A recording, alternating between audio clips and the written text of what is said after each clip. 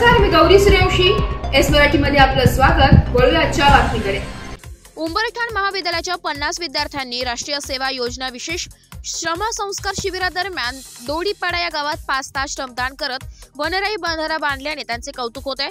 विद्यार्थ्यांनी विनाखर्चिक साहित्याचा वापर करून बंधाऱ्याची निर्मिती केली असून बांध घालण्यासाठी विद्यार्थ्यांनी 152 गोण्यांचा वापर केलाय. या बंधाऱ्यांमुळे तब्बल 1 लाख लिटर पाण्याची साठवणूक होण्यास मदत होणार आहे. महाविद्यालयाचे म्हैस खडक या गावात राष्ट्रीय सेवा योजना विशेष श्रमसंस्कार शिबिर पार पडत आहे. शिबिरादरम्यान विद्यार्थ्यांना विविध गोष्टींचे मार्गदर्शन करण्यात येत असून या अंतर्गत विद्यार्थ्यांनी पाणी अडवा पाणी जिरवा हा उपक्रम राबवलाय. यात विद्यार्थ्यांनी वनराई बंधारा बांधण्याचे ठरवत कामाला सुरुवात केली आहे.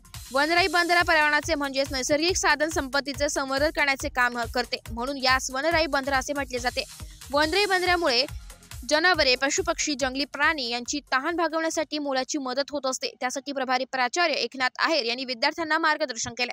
त्यानुसार विद्यार्थ्यांनी दोडीपाडा गावातील काकड विहीर या नदीवर दगड, रेती, माती आणि सिमेंटच्या रिकाम्या 152 गोण्या अशा विनाखर्चिक साहित्याचा वापर करून अवघ्या 5 तासात बंधारा बांधून पूर्ण केलाय.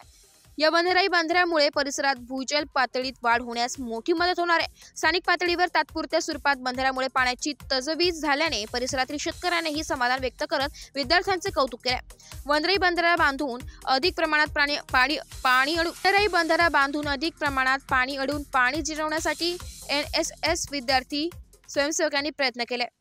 बंधाऱ्याचे काम करण्यासाठी प्राचार्य मनदीप राऊत, प्राचार्य मधुकर गावित, प्राचार्य तुळशीराम चौधरी, प्राचार्य ज्योती येवले, अनिल ठाकरे यांच्यासह गावकऱ्यांचे सहकार्य लाभले. उन्हाळ्यातील पाणी टंचाईवर होणारी मात पाण्याचे महत्त्व हे कोणत्याच परिणामात मोजता येत नाही, म्हणून पाण्याचा उपयोग आणि महत्त्व प्रत्येकाने समजून घेतले पाहिजे. पाणी अडविले तर भूजल पातळीत वाढ होईल असे प्राचार्य हेमलता महाले यांनी सांगितले. विद्यार्थ्यांनी बांधलेल्या बंधाऱ्यामुळे जवळपास 1 लाख लिटर पाणी साठवण झाले असून यामुळे परिसरातील जनावरांची साधारणपणे एप्रिल महिन्यापर्यंत गरज पूर्ण होणार आहे.